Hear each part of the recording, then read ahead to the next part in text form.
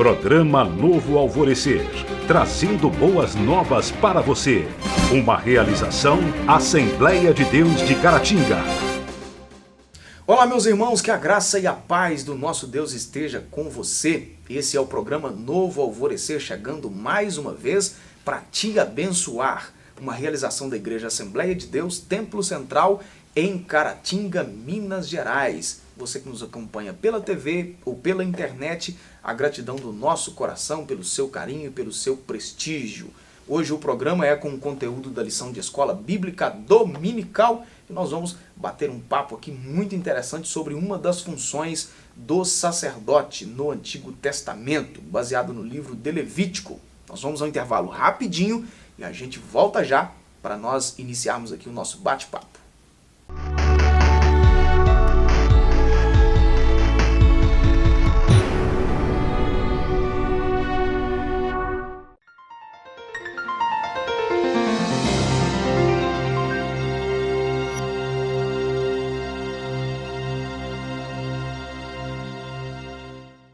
Continuando o programa Novo Alvorecer de hoje, a lição que nós estaremos estudando nesse próximo domingo, o tema é a função social dos sacerdotes. O texto áureo da nossa lição é Lucas capítulo 5 e versículo 14, que diz: E Jesus ordenou-lhes que a ninguém o dissesse, mas disse-lhe: Vai, mostra-te ao sacerdote e oferece pela tua purificação o que Moisés determinou para que ele sirva de testemunho.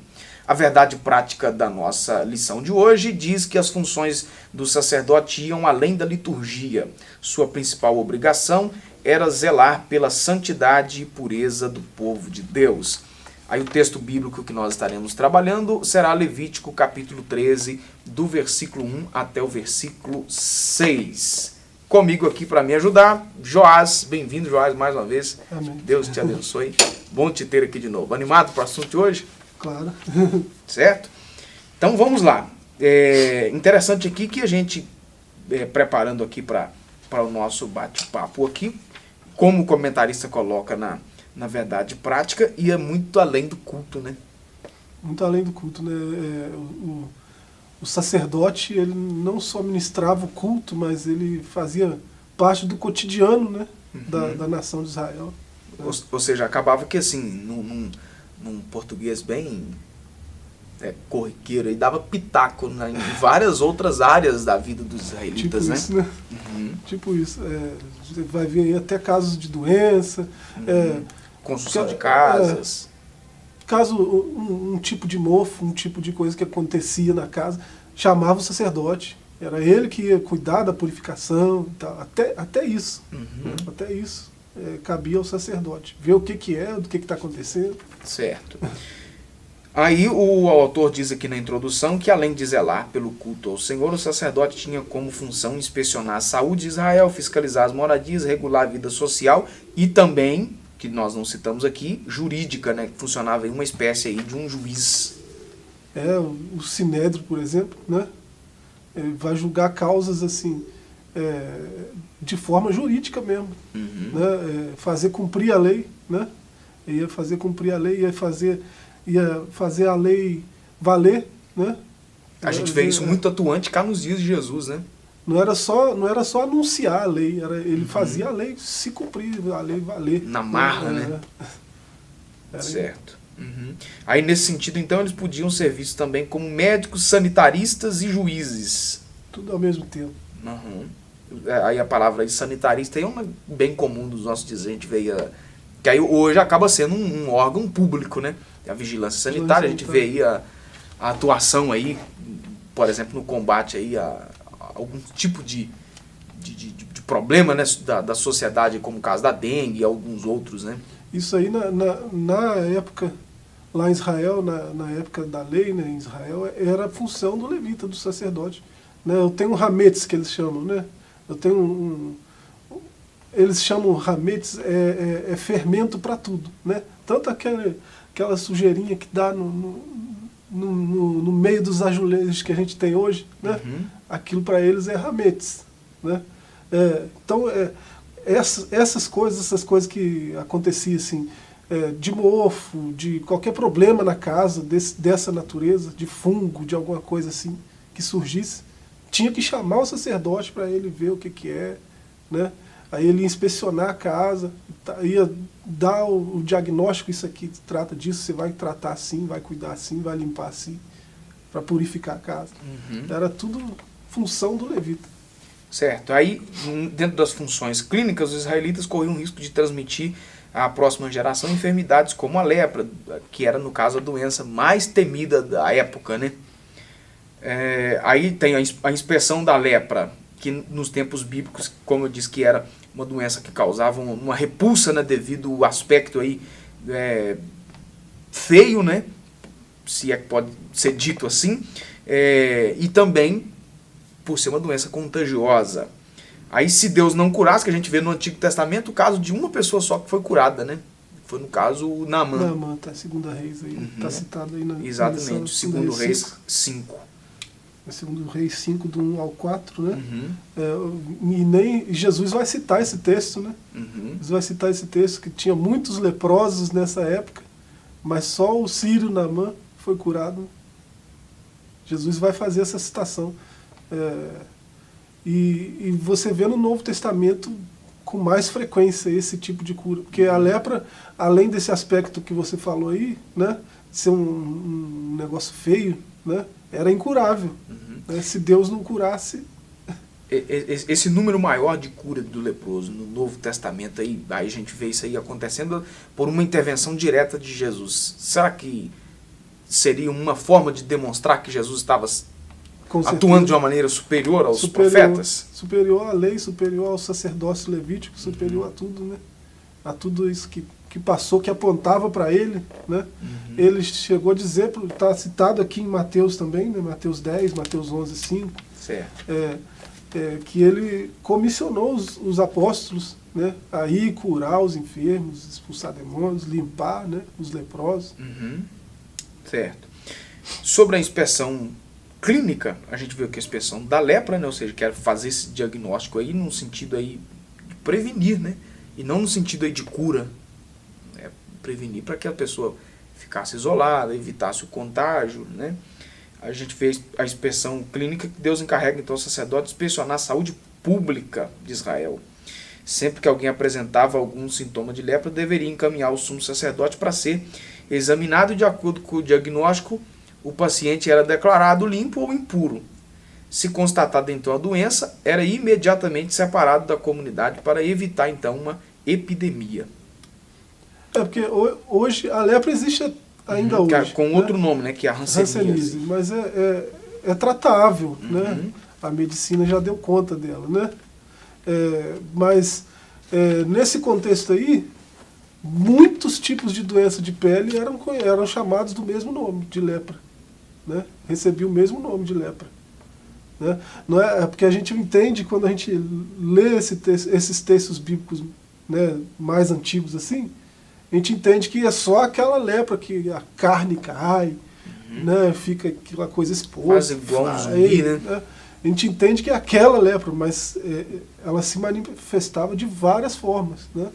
Então existiam o que hoje a gente chama de algum tipo de câncer de pele, né, aquelas porque não tinha como fazer um diagnóstico clínico exato, né, como se tem hoje com a questão dos exames e tudo mais, né, que vai diagnosticar mesmo, na maioria das vezes, né, especificamente um tipo de doença. Lá era no olho, né? E as leis de pureza, né, elas estão em todo o texto de Levítico, né? Essa coisa do diagnóstico, ela é posterior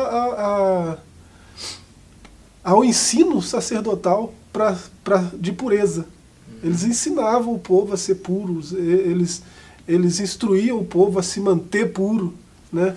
E nesse aspecto, muitas dessas lepras aí, né, eram consequências diretas da desobediência do povo, né? Porque o próprio Deus falou que enquanto eles, né, aquelas bênçãos lá, Monte Ebal, Monte Gerizim, né, se vocês seguirem isso, a lei eterna... Eram os dois caminhos, né, da bênção e da maldição. No caso, vocês fazerem a escolha. Então, em se tratando de Israel, essas situações eram consequências de pecado mesmo. E a gente vê o caso lá do Geazi, né? É. E especificamente, aí fica nítido a história ali, né? Fica claro, né? Aí, o último subtópico aqui, cabia aos sacerdotes inspecionar e diagnosticar os leprosos. Era uma função mais preventiva do que curativa. Quanto à cura, só um milagre divino poderia limpar completamente o leproso. Aí repete a citação aí do Segundo Reis, do Naamã, não é? E aí também na intervenção divina aí do Mateus 8, que foi o caso de Jesus. Sim.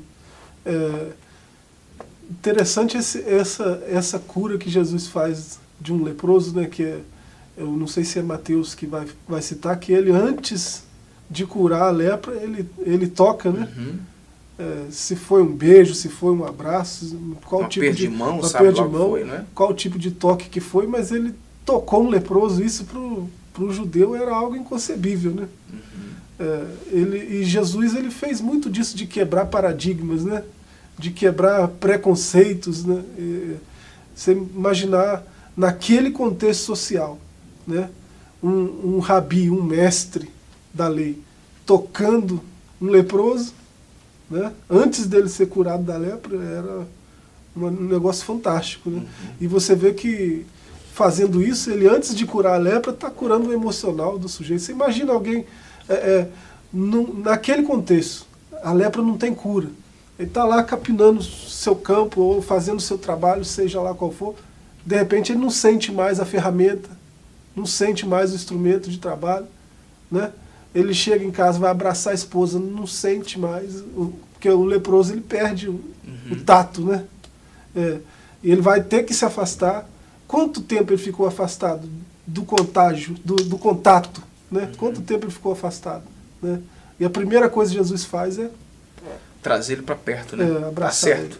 E a gente vê aí, então, a limitação do sacerdote. Não poderia fazer muita coisa. Era simplesmente uma prevenção, né? Para evitar aí um contágio maciço. Tá certo.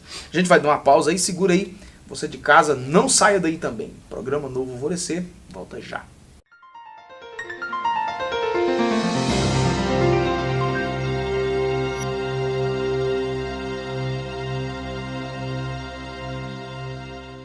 De volta com o programa Novo Alvorecer, agora para o segundo tópico da nossa lição.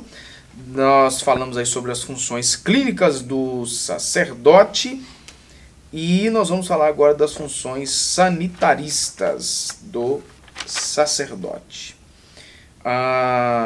Dentro do primeiro subtópico aqui da função sanitarista, que era uma especialidade dentro da saúde pública, sua função, já dissemos no bloco anterior, que era preventiva, que tinha aí como objetivo manter a cidade livre dos focos de doença, infecções, né? Era esse o trabalho prioritário. Você já pensou? Parecia que era um negócio meio invasivo, né? Você está lá na sua casa, aí chega o levita, vem ver se tem rametes aí, vem ver se tem impureza. Mofo. Aí olha sua roupa, olha sua casa, o lugar onde você dorme, o lugar onde você senta. Já pensou? Isso hoje seria um negócio meio complicado, né? Hoje a vigilância sanitária para entrar na sua casa não é assim, não vai chegar aí entrando, né? Mas nesse contexto de Israel, Deus colocou desse jeito, né? Colocou na mão do sacerdote tudo isso aí, todas essas funções aí, né? Porque ele queria um povo limpo, né? A sua palavra vai dizer, em todo tempo sejam alvas as suas vestes, né? Nunca falte óleo e tal.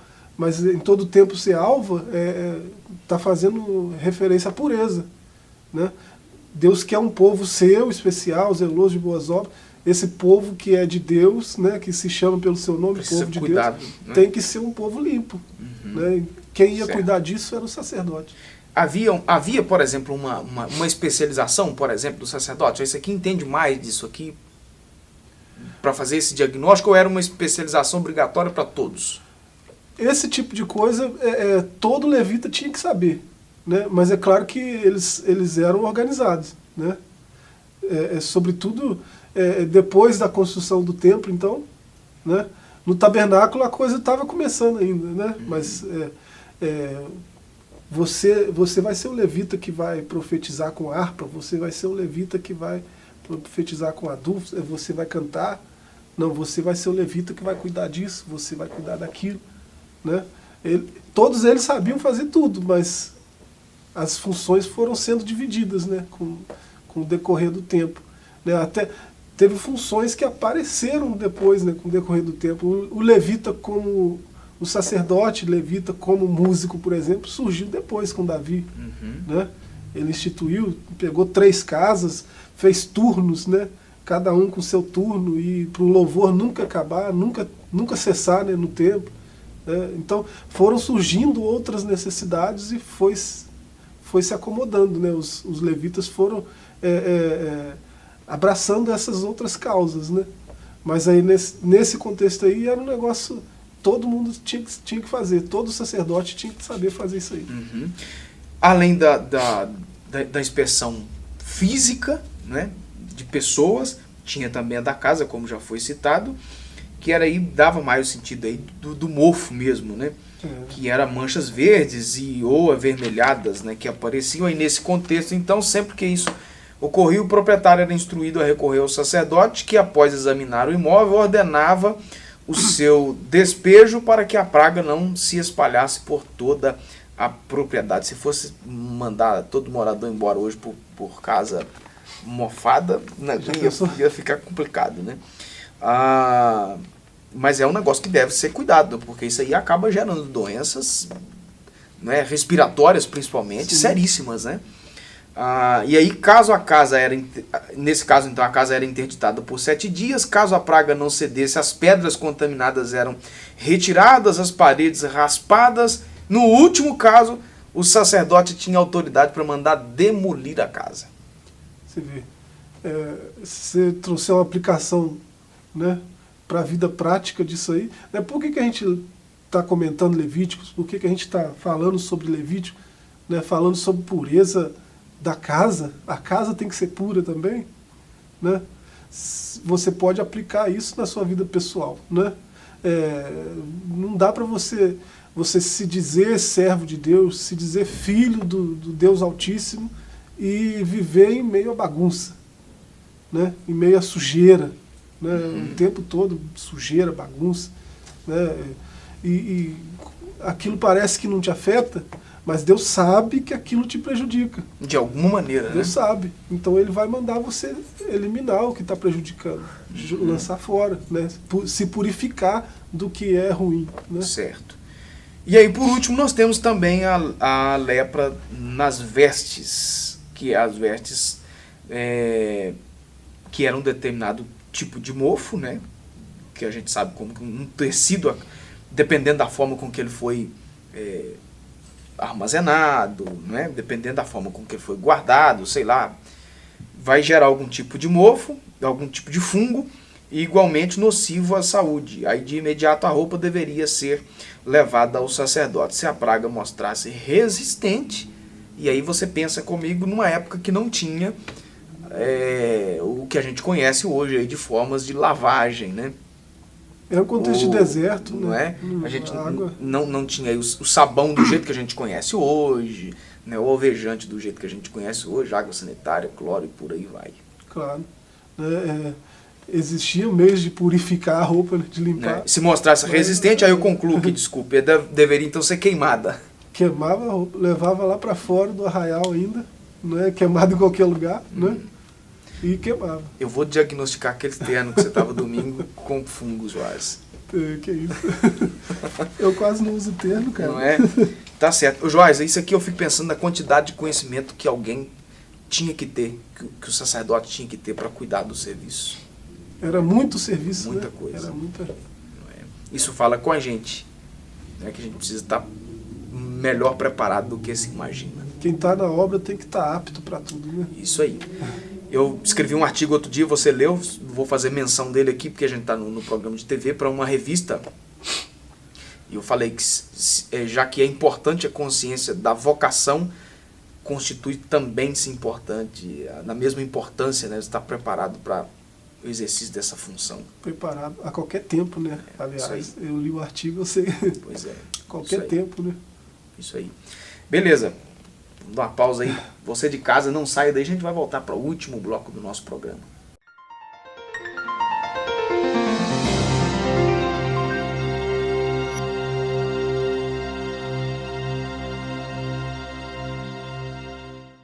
Continuando o programa Novo Alvorecer, agora para o terceiro bloco e o último tópico da nossa lição. Nós falamos aí da função clínica, função sanitária e agora da função jurídica do sacerdote. No livro de Levítico apresenta aí essas várias disposições, inclusive jurídica, a fim de proteger a família, a propriedade privada e principalmente a vida humana, né? Nós temos aí áreas distintas, né?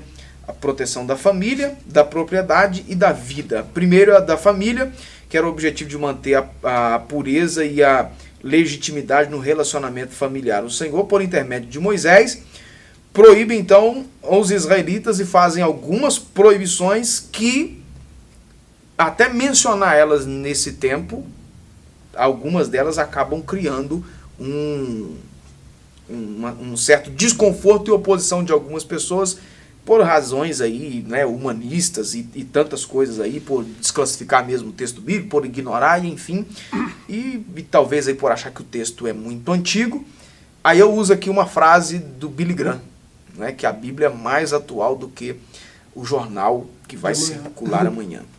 E aí, algumas das leis, né, algumas das proibições, que era o sacrifício infantil, as relações incestuosas, o abuso sexual doméstico, a exposição das filhas à prostituição, a homossexualidade e a bestialidade.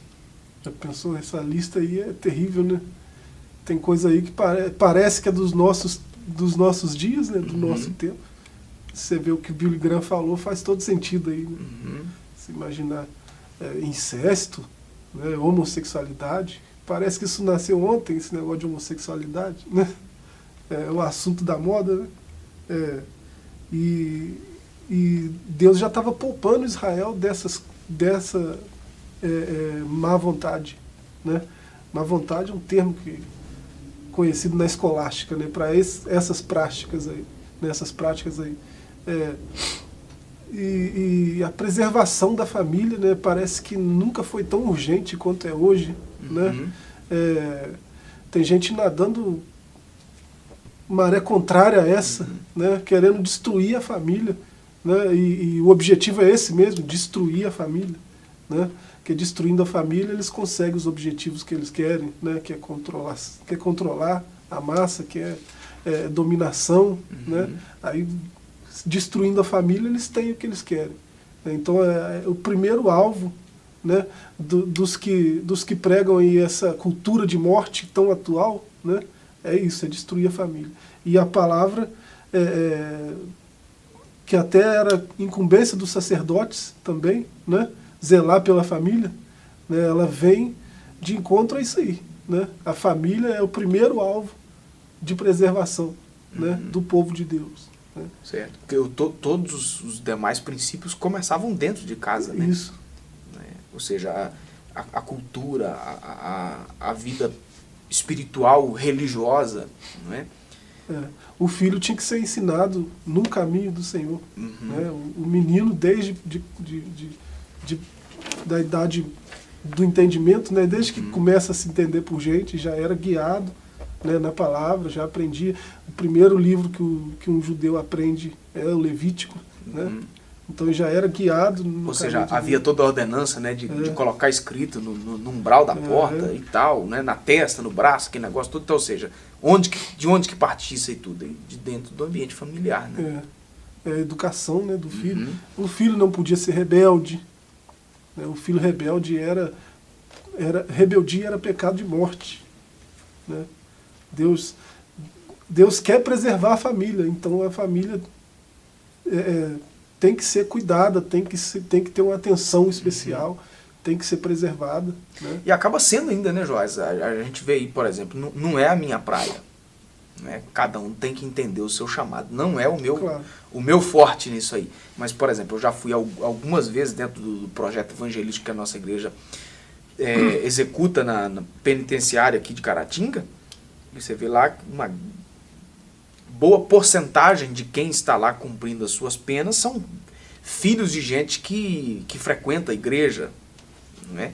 Então, ou seja, acaba continuando sendo aí a rebeldia aí dentro desses parâmetros aí, acaba sendo pecado de morte. Mudou um pouquinho a forma de punição, mas a turma continua pagando o pato do mesmo jeito, como se diz aí no português bem rude. Né? A outra coisa era a proteção da propriedade privada, né? Que era considerada sagrada, né? A dádiva de Deus ao seu povo. Por esse motivo, os israelitas deveriam tratar suas casas e campos de maneira amorosa e responsável. Sim, o judeu ele entendia a terra como um organismo vivo que precisa ser cuidado. Certo. Né? Existem leis do tipo, você está passando no caminho, aí tem um sujeito, tem um cadáver ali, na beira do caminho. Você não sabe o que aconteceu, você não viu quem matou, ele foi assassinado, você não viu quem matou, você não sabe de nada. Você tem que correr lá no sacerdote e falar, ó, tem um cadáver lá na estrada tal. Aí ele vai levar para fora da cidade, aí vai fazer todo um ritual, vai declarar para Deus, ó, nossos olhos não viram, nossas mãos não derramaram esse sangue, né? Aí o Senhor vai sarar aquela terra, porque a terra está maldita pelo sangue de um inocente que foi derramado, né? Que morreu antes da hora. Né? Então eles vão clamar inclusive pela terra.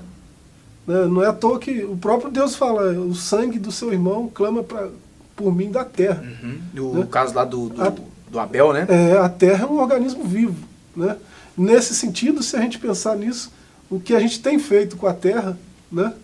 não é um discurso aí de natureba, nem de coisa do tipo.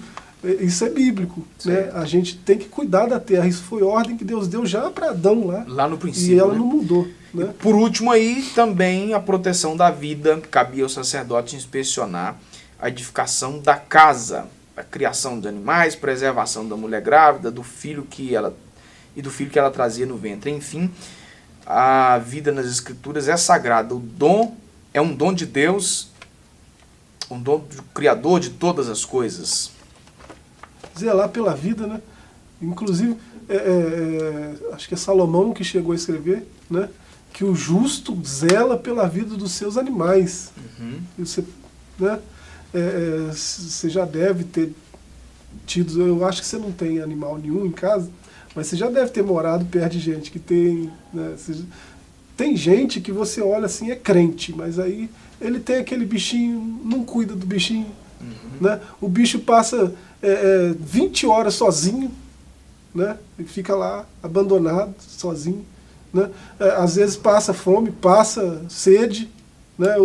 O bicho tem necessidade de andar, tem necessidade de comer, né? O bicho não é para ficar lá preso, sozinho, tem necessidade de socializar também, né? Se você olhar para isso aí, até nisso Deus se preocupava, né? Deus olhou e falou... E era a função do sacerdote... Meu povo, tem que ser diferente. Coordenar isso aí, né? Tá certo. Joás, obrigado. Deus te abençoe. Amém. Poderosamente.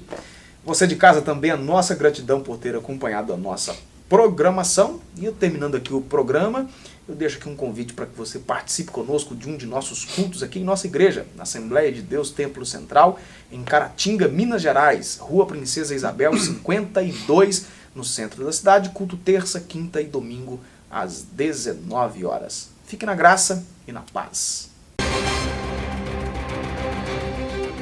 Programa Novo Alvorecer, trazendo boas novas para você. Uma realização Assembleia de Deus de Caratinga.